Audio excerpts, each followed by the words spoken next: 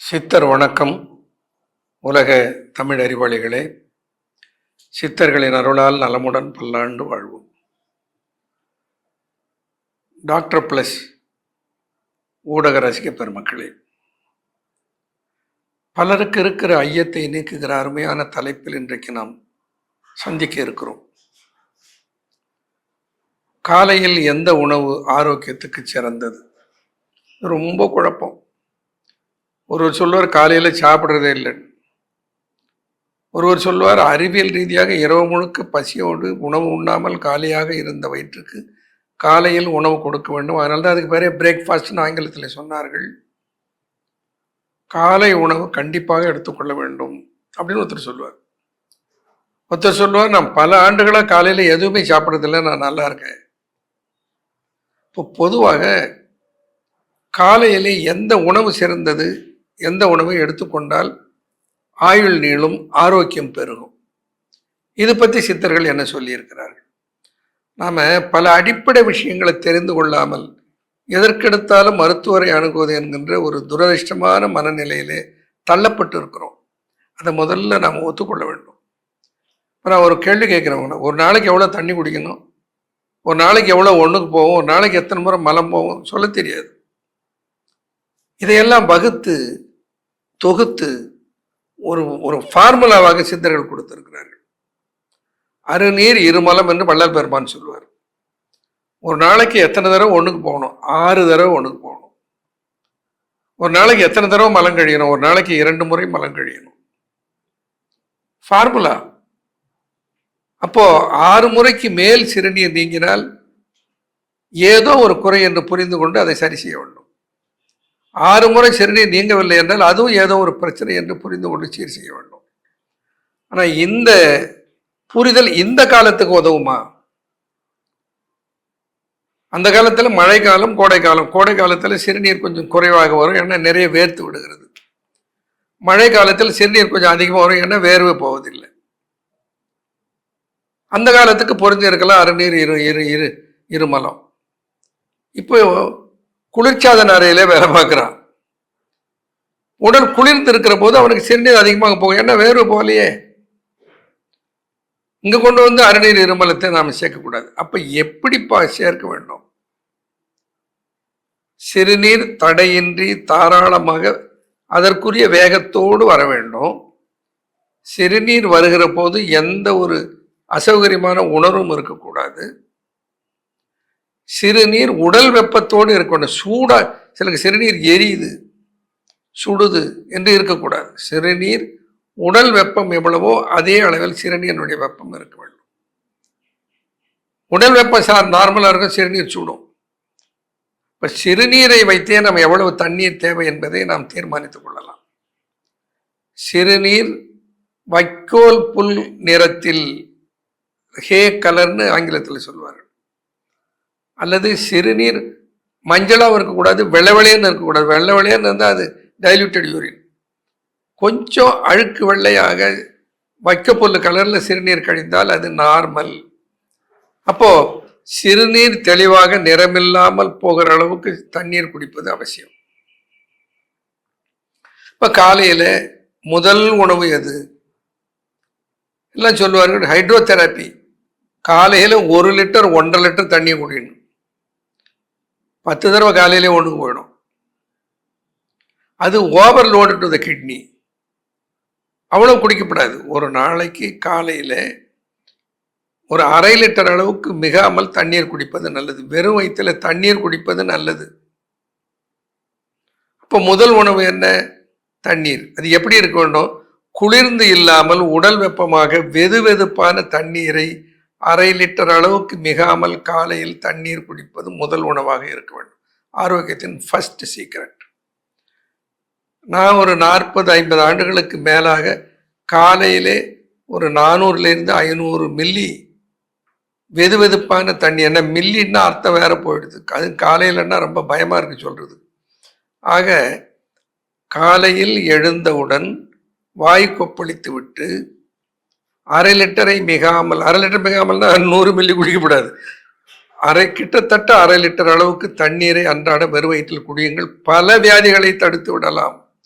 சிறுநீரகம் ஆரோக்கியமாகவும், இருதயம் ஆரோக்கியமாகவும், குருதி அழுத்தம் குறையும், குருதி நலம் பெறும், உடல் வெப்பம் சீர்பெறும். இத்தனை நன்மைகளும் வெறும் தண்ணீரை வெதுவெதுப்பாக ஒரு நாளைக்கு காலையிலே 1/2 லிட்டர் குடிப்பதிலே நாம் பெற முடியும். சரி, தண்ணீர் குடிச்சாச்சு, அதுக்கப்புறம் என்ன உடனே காப்பி குடிக்கலாமா? ஹார்லிக்ஸ் பூஸ்ட் குடிக்கலாமா? தண்ணீர் குடித்த பின்னால் குறைந்தபட்சம் ஒரு 1/2 மணி நேரம் நடைப்பயிற்சி அல்லது உடற்பயிற்சியை கட்டாயம் செய்ய வேண்டும். உடற்பயிற்சி இல்லாமல், உடற்பயிற்சின்னா பெருசா போய் ஜிம்முக்கு போய் வெயிட்டு தூக்கி கைகால்களை அசைத்தாலே போதும் உடற்பயிற்சி தான். கையை வீசி நடந்தாலே போற நல்ல உடற்பயிற்சி தான். நடைப்பயிற்சிக்கு நிகரான ஒரு நல்ல மருந்து இரத்த அழுத்தத்துக்கும் சர்க்கரை நோய்க்கும் உலகத்திலேயே இல்லை. அதை விட்டுட்டு மீது எல்லாம் பண்ணுவோம். நாம நடக்கிறதுக்கு எங்கேயா இருக்குது நேரம், எக்ஸசைஸ் பண்ண எங்கேயா இருக்குது நேரம். நீங்க மாத்திரை கொடுங்க, மொழி கொடுறேன். மாத்திரையை கொடுத்து சரி செய்வது உடலை சீர்கேடச் செய்கிறோம். உடலை சீராக இல்லாமல் அவதி உரை செய்ய போகிறோம் என்பதை புரிந்து கொள்ளுங்கள். நீ என்ன மாத்திரை மருந்து சாப்பிட்டாலும் நடைப்பயிற்சியும் உடற்பயிற்சியும் தண்ணீர் குடித்த பின் கட்டாயம் மேற்கொள்ள வேண்டும். ஒரு 1/2 மணி நேரம், 1 மணி நேரம் செஞ்சால் நல்லது. 1/2 மணி நேரம். நான் குறைந்தது ஒரு 45 வருடத்துக்கு குறையாமல் அன்றாடம் காலையில் 1 மணி நேரத்திலிருந்து 1.5 மணி நேரம் உடற்பயிற்சி செய்கிறேன். அன்றாடம், அதுக்கு பொருள் சொல்றேன். அன்றாடம்னா எவ்ரிடேன்னு அர்த்தம். சனிக்கிழமை ஒரு நாள், வாரத்தில் 3 நாள். இன்னும் சில பேர் சொல்லுவார்கள், நான் வாரத்தில் 3 நாள் நடைப்பயிற்சி செய்கிறேன். என்கிட்ட மருத்துவமனைக்கு வருவார், சொல்லுவார். அப்பெல்லாம் எனக்கு சிரிப்பு தான் வரும். நீங்கள் வாரத்தில் 3 நாள் தான் சாப்பிட்றாரு அவர். சாப்பிட்றது மட்டும் 3 வேளை அன்னாடம் சாப்பிடுவீங்க. நடைப்பயிற்சி உடற்பயிற்சின்னு அதை மட்டும் வாரத்தில் 2 நாள் 3 நாள் செய்வேன்னா எப்படி? உடற்பயிற்சி கட்டாயம் வேணும். காலையில் வெதுவெதுப்பான தண்ணீர் 1/2 லிட்டர், அடுத்து ஒரு 1/2 மணி நேரத்துக்கு குறையாமல், 1 மணி நேரத்துக்கு மேலே வேண்டியதில்லை, உடற்பயிற்சியை கட்டாயம் மேற்கொள்ள வேண்டும். அதுக்கு அடுத்து என்ன உணவு காலையில் எடுப்பது?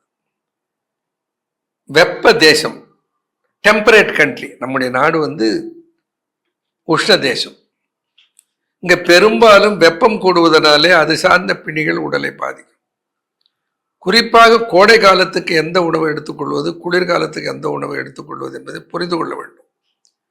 பெஸ்ட் ஃபுட் தமிழ்நாட்டுக்கு என்று இருக்கிற பெஸ்ட் ஃபுட் எதுன்னா நீராகாரம், பழைய சாதம். நீர் ஆகாரம், நீரே ஆகாரமாக உணவாக. நான் என்னுடைய தாத்தா வீட்டில் தங்கி படித்த என்னுடைய மாமன்மார்கள் எல்லாம் காலையில் எழுந்து ஏத்தம் இறைப்பதற்கும் இந்த ஏர் ஓட்டுவதற்கும் காலையில் புறப்படுவார்கள். புறப்படும் போது இரவு தண்ணீர் ஊற்றி வைத்திருந்த பழைய சாதத்தை பிசைந்து பிசைந்து பிசைந்து தண்ணீராக அந்த நீராகாரத்தில் ஒரு சொம்புன்னா கிட்டத்தட்ட 1/2 லிட்டர் குறையாம இருக்கும். தண்ணி குடிக்கிறது இல்லை அவங்க, ஒரு சொம்பு நீராகாரத்தை. இந்த நீராகாரத்தில் ஒரு 1/2 தேக்கரண்டி வீட்டிலே ஆட்டி எடுத்த விளக்கெண்ணெய், ஒரு 1/2 தேக்கரண்டி விளக்கெண்ணெய் போட்டுட்டு உப்பு போட்டு அந்த நீராகாரத்தை குடிச்சிட்டு மாட்டை ஓட்டிட்டு வயலுக்கு போனாங்கன்னா போற வழியிலேயே வயிறு முழுதும் கிளியராகி பழைய மலம் ஒரு சொட்டு கூட வயதில் முழுதும் வெளியேறிடும். அதுக்கப்புறம் வயல்ல போய் வேலை செய்கிற போது தான் பழைய சாதம் வரும். இப்ப சாப்பிட்டது நீராகாரம், பிறகு உண்வது பழைய சாதம். அது சின்ன வெங்காயத்தை கடிச்சுக்கிட்டு அந்த பழைய சாதத்தை சாப்பிட்டா, அதுலேயே அந்த பழைய சாதத்தில் கொஞ்சம் தயிரோ மோரோ போட்டு பிசைஞ்சி சின்ன வெங்காயத்தை கடிச்சிக்கிட்டு சாப்பிட்டா உடல்ல எந்த நோயுமே வராது. அது எப்படி? நீராகாரத்தை சாப்பிட்டா, பழையத்தை சாப்பிட்டா உடல்ல எந்த நோயுமே வராதுன்னு எப்படி சொல்றீங்க? ஏன்னா உடல்ல கட் பயோட்டா என்று இருக்கிறது. உடல்ல நுண்ணுயிரிகள் இருக்கின்றன. இந்த நுண்ணுயிரிகளை ப்ரோபயோட்டான்னு சொல்லுவாங்க. அதுல நன்னுயிரி, தீ நன்னுயிரி என்று 2 வகை இருக்கிறது. தீமை பயக்கிற நன்னுயிரியும் உடல்ல இருக்கிறது, நன்மை பயக்கிற நன்னுயிரியும் உடல்ல இருக்கிறது. நன்மை பயக்கிற microbes, micro organisms, beneficial micro organisms, harmful micro organisms. ஆங்கிலத்தில் சொல்லணும்னா விருலண்ட், நான் விருலண்ட்னு சொல்லலாம். நோய் உண்டாக்குகிற கிருமிகள், நோய் வராமல் உடலை காக்கிற கிருமிகள். உணவு செரிப்பதற்கு பல நுண்ணுயிரிகள், பாக்டீரியாக்கள் நமக்கு தேவைப்படுகின்றன. அதெல்லாம் வரிசைப்படுத்தினால் அறிவியலாளர்களுக்கு புரியலாம். ஆனால் இது வெகுஜனங்களுக்கு வேண்டிய செய்தி. அதில் இருந்து புரிந்து கொள்ள வேண்டியது என்னன்னா, 2 வகையான நுண்ணுயிரிகள் நம்ம குடல்ல இருக்கிறது. அதில் நுண்ணுயிரியை நிறைய அளவிலே பெருக்கமடைந்தால் தீங்கு நன்னுயிரி குறைந்து போயிருக்கும். உடல் ஆரோக்கியமா இருக்கும், செரிமான சக்தி நல்லா இருக்கும், உடலுக்கு வேண்டிய அத்தனை சத்துக்களும் கிடைக்கும். இந்த கரைத்து குடிக்கிற நீராகார தண்ணீரில் அவ்வளவு எனர்ஜி இருக்கிறது, அவ்வளவு ஆற்றல், குளிர்ச்சி, வெப்பம் உடனே தனியும், வெப்பம் தனியும், தெம்பு கூடும், உடலில் ஒரு கிளர்ச்சி கிடைக்கும். இவ்வளவு எது கொடுக்கும்? இந்த நீராகாரம் கொடுக்கும்.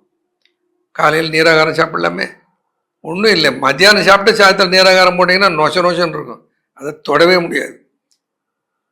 புதிதாக வடித்த சாதத்தை ஆற வைத்து தண்ணீர் ஊற்றி முறப்பா இருக்கணும். அந்த காலத்தெல்லாம் எல்லாம் நினைச்சு பார்த்தா ரொம்ப கஷ்டமா இருக்கு மனசுக்கு. ஒட்டடைன்னு ஒரு நெல் இருக்கும். அந்த ஒட்டடை நெல் 9 மாசம் நிலத்தில் இருக்கும். அறுவடை செய்கிற போது 9வது மாசத்துல அறுவடை நடக்கும். ஆள் உயரம் வளர்ந்துருக்கும். நாங்கெல்லாம் விளையாடுவோம், உள்ள போய் பதுங்கி போய் ஒருத்தரையும் கண்டுபிடிக்க முடியாது. கரும்பு தோட்டத்தில் ஓடுற மாதிரி ஒன்று உள்ள இந்த நெல் வயல் வரப்பில் என் ஒட்டடையில் சாதம் வடித்து அப்படி தண்ணி ஊற்றி வச்சுட்டேன். 2 நாள் ஆனாலும் நொசம் ஆகாது. அந்த அரிசிக்கு அவ்வளோ உயிர் இருந்து நிலத்தில் 6 மாதம் தங்கி விளைகிற பயிர் உயிரை உடம்புல ஒரு 70-80 வயசும் தங்க வைக்கும். 3 மாதம் நிலத்தில் இருந்து சத்து எடுத்துகிட்டு வர பயிர் ஒரு 50 வயசுக்குள்ளே அனுப்பி வச்சிடும்.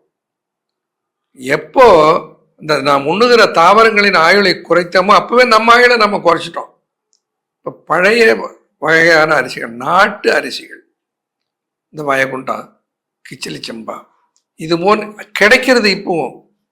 இப்பவும் மணிச்சம்பா கிடைக்கிறது, இப்பவும் கருப்பு கவனி கிடைக்கிறது, இப்பவும் மாப்பிள்ளை சம்பா கிடைக்கிறது, இப்பவும் காட்டு யானம் கிடைக்கிறது. கிடைக்காம இல்லை. நாம் எந்த அரிசியை உண்ண வேண்டும்? இந்த பாலிஷ் ரைஸை சாப்பிடக்கூடாது. சரி, இப்போ காலையில் எடுத்துக்கிற உணவு என்ன? நீராகாரம், பழைய சாதம். சரி, நீராகாரம் பழைய சாதம் எனக்கு சாப்பிட முடியாதியா? வாய்ப்பு இல்லை. வேறு அதற்கு நிகராக உடலுக்கு எல்லா சத்துக்களையும் கொடுக்கிற காலை உணவு எதுவாக இருக்கு?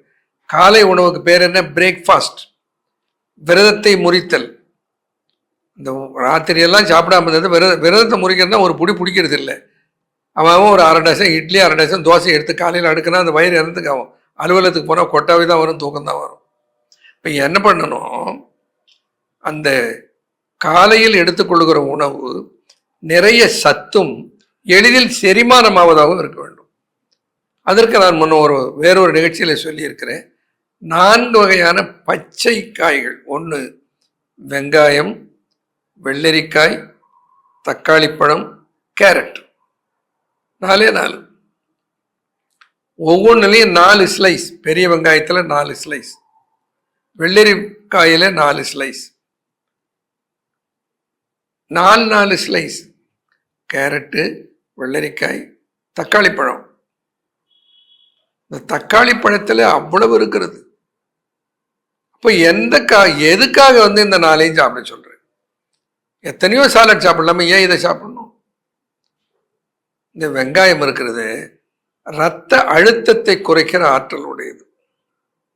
வெப்ப மூல கிரந்தி வீறு ரத்த பித்த மௌண்டன் செப்புனா அக்கரம் தீரா தாகம் வெப்பு கடுப்பரும் சன்னி மூலம் பயிருப்பல் தடிப்பேகும் வெங்காயத்தால். சும்மா வெங்காயம் திட்டுறாங்க. வெங்காயத்துல எவ்வளவு விஷயம் இருக்கிறது. முதல் இண்டிகேஷன் சொல்றாரு. வெப்பம், மூலம், கிரந்தி. வெப்பம்னா உடம்பு சூடா இருக்குது, உடம்புனுடைய வெப்பத்தை தணிக்க வேண்டும்னா அதுக்கு வெங்காயம் வேணும். மூலம்னா ஆசன வாயில வருகிற பிணிகள். கிரந்தின்னா புண்ணு, வேக்காடு. வெப்ப மூல கிரந்தி. அடுத்து முக்கியமா சொல்ற வீறு ரத்த பித்தம். கட்டுப்படாமல் கூடிக்கொண்டு போகிற குருதி அழல். குருதி அழலுக்கு ஆங்கில சொல்லுதான் ரத்த பித்தம், குருதி அழலுக்கு ஆங்கில சொல்லுதான் பிளட் ப்ரெஷர். தமிழ்ல இந்த குருதி அழல் ரத்த பித்தம்னு சொல்லுவாங்க, ரத்த கொதிப்புன்னு சொல்லுவாங்க. ஆங்கிலத்தில் அது பிளட் ப்ரெஷர்னு வச்சுட்டாரு. இந்த ரத்த பித்தம் கூடாமல் தடுக்கணும்னா என்ன பண்ணணும்? காலையில் சாலடு ஒரு 4 வெங்காயத்தை ஸ்லைஸ் பண்ணி வச்சுங்க தட்டில். கேரட்டை ஸ்லைஸ் பண்ணி ஒரு 4 ஸ்லைஸ். வெங்காயம், கேரட். தக்காளி பழம் இப்படி ஸ்லைஸ் பண்ணி ஒரு 4 பீஸ். வெள்ளரி பிஞ்சு ஒரு 4 பீஸ். ஸோ வெங்காயம், தக்காளி, வெள்ளரி பிஞ்சு, கேரட் 4 ஸ்லைஸ் இதை நல்லா மென்று கூழாக்கி காலையில் வெறும் வயிற்றில் சாப்பிட்டால், கொஞ்சம் கூட சாப்பிட்றதான் சாப்பிடலாம். சில பேருக்கு அப்படியே சாப்பிடுவதற்கு பிடிக்காது. ஸ்டார் ஹோட்டல்லாம் போய் சாலட்னு கேட்பான். இது கூட என்ன கொடுப்பார்கள்? எலுமிச்சம்பழம், மிளகுத்தூள், உப்பு. இது தேவையே இல்லை, நல்லா இருக்கும் அப்படியே சாப்பிட்றதுக்கு. இருந்தாலும் இந்த வாய்க்கினுடைய ருசியை நம்ம இப்படி மாற்றி வச்சு விட்டோமே. அதனால் கொஞ்சம் எலுமிச்சம்பழத்தை பிழிஞ்சு விட்டு, கொஞ்சம் மிளகுத்தூள், மிக குறைவாக உப்பு எல்லாம் போடலாம், நல்லது. அதை நன்றாக புரட்டி வெறும் வயிற்றில் முதல் உணவு காலை உணவு. காலை அதே தான் உங்களுக்கு காலையில் பிரேக்ஃபாஸ்டே தான். நீராகாரம் குடிச்சிருங்க. அடுத்து இதை சாப்பிடுங்க. இது செலவில்லாத மலிவான நல்ல ஆரோக்கியத்தை கொடுக்கிற உணவு. இது சாப்பிடலாம். இன்னொரு அருமையான உணவு நீரிழிவு இருக்கிறது, பிளட் ப்ரெஷர் இருக்கிறது, செரிமான கோளாறு இருக்கிறது, வயிறுப்பல் இருக்கிறது. இப்படிப்பட்ட பல உபாதைகள் உள்ளவர்களும் சாப்பிடுவதற்கென்று ஒரு காலை உணவு இருக்கிறது. மிகச்சிறந்த உணவு என்னன்னா முளை கட்டிய பாசிப்பயிறு.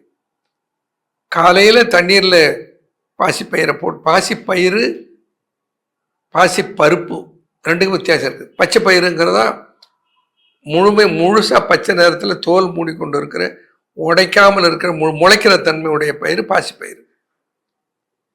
பருப்பு என்பது உடைத்து சமையலுக்கு பயன்படுத்துவது பருப்பு.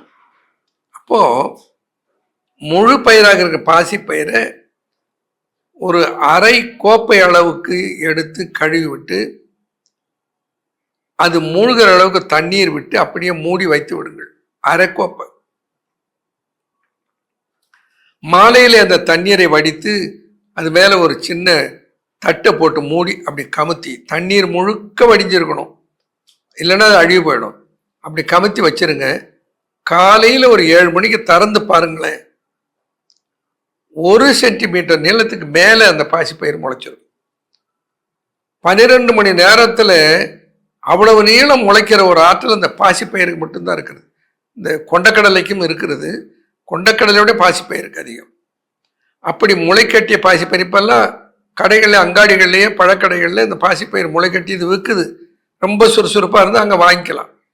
ஸோ அப்போது இந்த முளைக்கட்டிய பாசிப்பயிர் எவ்வளவு? ஒரு கோப்பை அளவுக்கு. ஒரு பெரிய ஆள் வயிறு நம்ம சாப்பிட்டா கூட ஒரு கோப்பை சாப்பிட முடியாது. அடுத்த நாள் நீங்கள் அதை அளவு சரி பண்ணி ஒரு கோப்பை பாசிப்பயிறு ஒரு தட்டில் அதை போட்டுக்குங்க. அது எவ்வளவு இருக்கிறதோ அதிலே பாதி அளவு, எடை போட்டு சொல்ல வேணாம், கண்ணு சொல்லிவிடும். அதில் பாதி அளவுக்கு திருகிய இளந்தேங்காய், ரொம்ப முத்தாத வழுக்கையாக இல்லாமல் பக்குவமாக இருக்கிற தேங்காய். அந்த தேங்காய் தப்பை புரட்டணும்னா பின்பக்கம் மஞ்சளாக இருக்கணும், இது பழுப்பு நிறமாக ஆகிட்டு இருக்கக்கூடாது. அப்படிப்பட்ட தேங்காயை திருகி, இந்த திருகிய தேங்காய் திருகல் அந்த பாசிப்பயிர் எவ்வளவு அதில் பாதி. அடுத்து கேரட் தோலை சீவிட்டு அதை திருகி, இந்த கேரட்டு திருகிய திருகல் தேங்காயில் பாதி. இப்போ பாருங்க, 1, அரை, கால். அதுவும் கூட இன்னொன்று முக்கியமாக சேர்க்க வேண்டியது கொத்தமல்லி கீரை. கொத்தமல்லி கீரையை அந்த கேரட்டில் பாதி அளவுக்கு எடுத்து பொடியாக நறுக்கி அதை வச்சுக்கோங்க. 4 பொருள். இதை தயாரிக்கிறதுக்கு ஒன்றும் மணிக்கணக்கில் ஆகாது. கொத்தமல்லி கீரை, கேரட்டு, தேங்காய், முளைக்கட்டிய பாசிப்பயிறு, இதில் அப்படி என்ன இருக்குது? இதை நல்லா கலந்துட்டு அதில் வேணும்னா சில பேர் ருசி வேணும்னா கொஞ்சமாக எலுமிச்சம், ஒரு 4-5 சொட்டு எலுமிச்சம் சாறு, கொஞ்சம் மிளகுத்தூள், மிக மிக கொஞ்சம் உப்பு போடலாம் நல்லது. போட்டு நல்லா பெசரிட்டு அதை சாப்பிடுங்க காலையில். ஆனால் வாயில் ஒரு ஒரு ஒரு ஒரு ஸ்பூன் போட்டிங்கன்னா இந்த மென்று கூழாக்கி சாப்பிடுவதற்கு அது ஓரிரு நிமிடங்களே பிடிக்கும். ஏன்னா 40-50 தடவைக்கு குறையாமல் மென்றால்தான் அது கூழாகும். வாயில் போட்டு லபக்குன்னு முழுங்கப்படாது. நல்லா மென்று கூழாக்கி அதை தண்ணீர் குடிப்பதை போல இதை சாப்பிடணும். அப்படி இதில் என்ன இருக்கிறது? வெங்காயத்தில் சொன்னேன். கேரட்ல என்ன இருக்கிறது? Beta carotene. பீட்டா கரோட்டின் 1 மாலிக்குள்ள இருந்து 2 மாலிக்குள் ரெட்டினால் கிடைக்குதுன்னு சொல்லியிருக்கேன். அறிவியல் சொல்லுகிறது. ரெட்டினால்னா விட்டமின் ஏ. கண் பார்வைக்கும் திசுக்களின் நலத்துக்கும் ஆரோக்கியத்துக்கும் தேவையது விட்டமின் பீட்டா கரோட்டின். அது எதில் இருக்கிறது? கேரட்ல இருக்கிறது. வெள்ளரிக்காய் அந்த தோலை சீவிட்டு சாப்பிடக்கூடாது. ஏன்னா நிறைய பூச்சி மருந்து அடிக்கிறாங்கிறதால தோலை சீவிட்டு சில நேரங்களில் சாப்பிட வேண்டி வருகிறது. தோலை அப்படி சீவினா ரொம்ப மேலே சீவணும். தோலை அழுத்தி அழுத்தி வழிச்சு தள்ளிடக்கூடாது. அதை ஸ்லைஸ் பண்ணி தோலோடு சாப்பிடுவது மிகச்சிறந்தது. அதில் குக்கர்பிட்டாய்சின் பி, இந்த குக்கர்பிட்டாய்சின் பியில் என்ன இருக்கிறது? Anti inflammatory and anti cancerous property. இதெல்லாம் இன்னைக்கு உலகத்தை அச்சுறுத்தி கொண்டு இருக்கிற பல நோய்கள், அதுக்கெல்லாம் இது மருந்து. இருதய நோய்ங்கிறார். தக்காளி பழத்தில் லைக்கோபீன் இருக்கிறது. இந்த தக்காளி பழத்தை சாப்பிடுவதனால இருதயத்தை பாதுகாத்துக் கொள்ளுகிறோம். அப்போ காலையில் எடுக்கிற உணவு ருசியாக எளிதில் ஜீரணமாகிற, எல்லோருக்கும் எளிதில் கிடைக்கிற, அடுப்பு மூட்டி சமையல் செய்யாத, யாருக்கும் தொந்தரவு இல்லாத சாப்பிட்ற ஒரு உணவு. இதை காலையில் சாப்பிடலாம். இது யாருக்கும் முடியாத உணவு கிடையாது. அடுத்தது ஏதாவது ஒரு பழத்தினுடைய சாறு குடிக்கலாம். அத்திப்பழத்தினுடைய சாறு குடிக்கலாம், பப்பாளி பழத்தினுடைய சாறு குடிக்கலாம், மாதுளை பழத்தினுடைய சாறு குடிக்கலாம், திராட்சை பழத்தினுடைய சாறு குடிக்கலாம். இந்த சாரெல்லாம் சர்க்கரையோ இனிப்போ சேர்க்காமல் குடிக்க வேண்டும், பழகிக்கொள்ள வேண்டும். இதுலேயே மாதுளம் பழத்தை அந்த தோலை உள்ள இருக்கிற, எப்படி மாதுளம்பழம் நான் சொல்கிறேன் பாருங்க. இப்போ ஜூஸ் தயாரிக்கிறதுக்கு மாதுளம்பழத்தை அரிஞ்சிட்டு இப்படி கமுத்தி கையில் பிடிச்சிக்கிட்டு டப்பு டப்புன்னு ஒரு கட்டையால் தட்டி கையில் விளையாட முத்தை மட்டும் போட்டு மாதுளம்பழம் சாறு எடுப்பார். அது அப்படி செய்யவே கூடாது. மாதுளம்பழத்தினுடைய உயிர் சத்து எங்கே இருக்குன்னா அதில் இருக்கிற தோலில் இருக்கிற துவர்ப்பில் இருக்கிறது. மாதுளம்பழ சுளைகளை பற்றி கொண்டு இருக்கிற மென்மையான மஞ்சள் நிறத்தில் இருக்கிற போற்றி கொண்டிருக்கும் தோல் இருக்க துவர்ப்பு நிறம் தான் சர்க்கரை நோய்க்கு மிகச்சிறந்த மருந்து. மாதுளம்பழம் ஜூஸ் சாப்பிட்டா சர்க்கரையில் ஏன் ரத்தத்தில் சர்க்கரை கூட மாட்டேங்கிறது? துவர்ப்பு இருப்பதனால. அப்படி கையால் அப்படியே ஒரு தேக்கரனை வைத்துக்கொண்டு தேங்காயை சுரண்டி எடுப்பதை போல சுரண்டி இந்த மொத்தமும் உள்ள இருக்கிறத அப்படியே எடுத்துட்டு அதில் ஜூஸ் பண்ணணும். அப்படி ஒரு கோப்பை மாதுளை ஜூஸோ அல்லது திராட்சை ஜூஸோ அல்லது பப்பாளி ஜூஸோ அல்லது அத்திப்பழம் ஜூஸோ ஏதாவது ஒரு ஜூஸ். இல்லை எனக்கு சர்க்கரை நோய் இருக்கிறது, சர்க்கரை நோய் உள்ளவங்களே இதை சாப்பிடலாம். எனக்கு சர்க்கரை நோயும் கட்டுப்படுவதற்கு என்று ஒரு ஜூஸ் சொல்லுங்க. நெல்லிக்காய் ஜூஸ். நெல்லிக்காய் இருக்கிறது. நெல்லிக்காய்க்கு பித்தம் நீங்கும், அதன் புளிப்பால் செல்லுமே வாதம், அதில் சேர்த்து உவர்ப்பால் சொல்லு மையம் ஓடும். அதாவது 3 நாடிகள், வெப்பம், குளிர்ச்சி நம்ம உடம்புல இருக்கிறது, வெப்பம் இருக்கிறது, குளிர்ச்சி இருக்கிறது, வாதம் இருக்கிறது, பித்தம் இருக்கிறது, காற்று இருக்கிறது, கபம் இருக்கிறது. இப்போ வாத பித்த கபம் 3ஐயும் சீர் செய்து சரியான அளவிலே வைத்து கொண்டால், சம அளவு நான் சொன்னேன்னா அது பெரிய சர்ச்சையாயிடும். வழங்கிய வாதம் மாத்திரை ஒன்றாயில் தழங்கிய பித்தம் தண்ணில் அரைவாசி, அழகிய கபந்தான் அடங்கிய காலோடில் பிழங்கிய சீவருக்கு பிணக்கொன்றும் இல்லையா அகத்தியர் நாடி சாத்திரம் சொல்றாரு. தெரியாம சொல்லல நாம. அதனால்தான் சீராக அளவாக அவையவைகள் இருக்க வேண்டிய அளவுப்படி இருக்கணும்.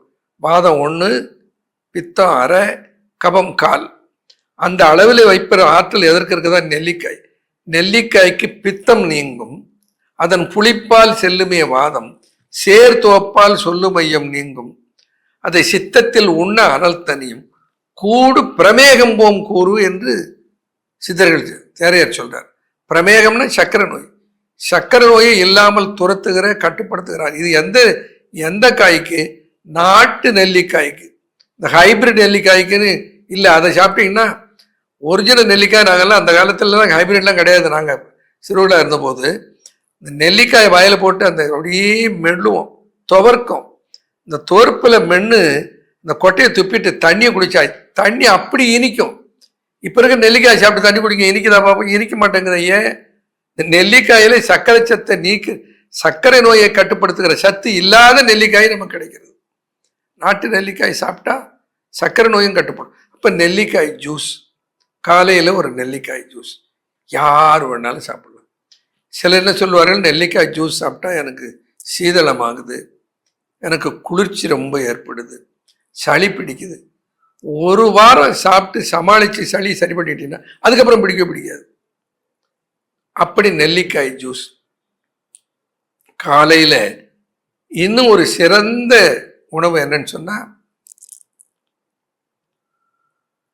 ஊற வைத்து வடிகட்டிய, முளைக்கட்டிய இல்லை, ஊற வைத்து வடிகட்டிய, ஒன்று முளைக்கட்டிய மூக்கு கடலை, ஊற வைத்த வேர்க்கடலை பருப்பு, இந்த மல்லாட்ட பயிறு, அடுத்து ஊற வைத்து முளை கட்டிய பாசிப்பயிறு, 3. இது 3ஐயும் ஸ்டீம் பண்ணிடணும். போட்டு தண்ணியில் போட்டு கொதிக்க வைக்கப்படாது, ஆவி காட்டி பக்குவமாக வேக வைக்க வேண்டும். அப்படி வேக வைப்பதற்கு முன்னால் கொஞ்சம் மிளகுத்தூள் உப்பு அது மேலே போட்டு புரட்டிட்டு வேக வச்சோம்னா ரொம்ப சுவையாக, நேர்த்தியான சுவையாக இருக்கும். அது கூட பொடியாக நறுக்கிய பெரிய வெங்காயம், பொடியாக நறுக்கிய கேப்சிகம், குடமிளகாய், பொடியாக நறுக்கிய தக்காளி பழம். இப்போ 3 3 6, இந்த 3ஐயும் 6ஐயும் நன்றாக கலக்கிட்டு 1 கப்பு காலையில் சாப்பிடுங்க. வயிறு கப்புன்னு நம்பிடும். 1 கப்பு சாப்பிட்டா போறோம். 12:30 மணி 1 மணி வரைக்கும் பசிக்காது. தண்ணீரை சாப்பிடும் போது இடையில் குடிக்காதீர்கள். இதை எந்த உணவாக இருந்தாலும் ஞாபகம் வச்சுங்க. சாப்பிட தோங்குவதற்கு முன்னமும் தண்ணீர் குடிக்காதீர்கள். சாப்பிடும் போது இடையில தண்ணீர் குடிக்காதீர்கள். சாப்பிட்டு ஒரு 15-20 நிமிடம் ஆன பின்னர் அளவாக 1 கோப்பை தண்ணீர் குடியுங்கள். தான் ரொம்ப முக்கியம். ஏன், சாப்பிட்றதுக்கு முன்னாடி தண்ணி குடிச்சிட்டா இந்த நொதிகள், நம்முடைய உணவை செரிக்க வைக்கிற நொதிகள் நீர்த்து போயிடும். சாப்பிட்டு கொண்டு இருக்கும் போதும் தண்ணி குடிச்சா இந்த நொதிகள் டைல்யூட் ஆகிடும். சாப்பிட்டு முடித்த பின்னரும் குடிக்கப்படாது. ஏன், சீரண நீர்கள், ஜீரண நொதிகள் நீர்த்து போகாமல் காப்பாற்றப்பட வேண்டும். அதுக்கு என்ன பண்ணணும், தண்ணீர் குடிக்காமல் உண்டு விட்டு நன்றாக வயிற்றுக்குள்ளே இருந்த உணவு முழுக்க அந்த சீரண நீரோடு கலந்து செரிமானத்துக்கு தயாரான பின்னர் அப்போ குடிக்கணும் 1 கோப்பை தண்ணி. இப்படி பழகிட்டோம்னா காலை உணவை ஆனந்தமாக நாள் முழுக்க ஆரோக்கியமாக இருக்கும். உண்ட களைப்பு வராது, காலையிலே கண்ணை சுத்தாது, எல்லா சத்துக்களோடு இயற்கையான நல்ல உணவு கிடைத்த திருப்தியோடு வாழலாம். நன்றி, வணக்கம்.